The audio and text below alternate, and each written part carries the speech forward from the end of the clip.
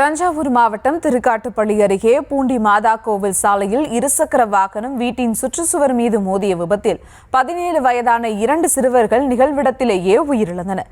தகவல் அறிந்து பதறியடித்துக் கொண்டு வந்த உறவினர்கள் உடலை கண்டு கதறி துடித்தனர்.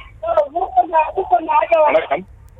தஞ்சாவூர் மாவட்டம் பாபநாசம் தாலுகா வேப்பங்குளம் கிராமத்தை சேர்ந்த திரிஷேக் வயது 17 மற்றும் உதாரமங்கலம் கிராமத்தை சேர்ந்த மற்றொரு சிறுவன் சந்தோஷ் வயது 17 ஆகிய 2 இளைஞர்களும் இருசக்கர வாகனத்தில் திருச்சி மாவட்டம் லால்குடியிலிருந்து திரும்பி வரும்போது தஞ்சாவூர் மாவட்டம் திருக்காட்டுப்பள்ளி அருகே உள்ள பூண்டி மாதா கோவில் சாலை ஓரமாக வீட்டின் காம்பவுண்ட் சுவரில் இருசக்கர வாகனம் நிலை தடுமாறி மோதியது.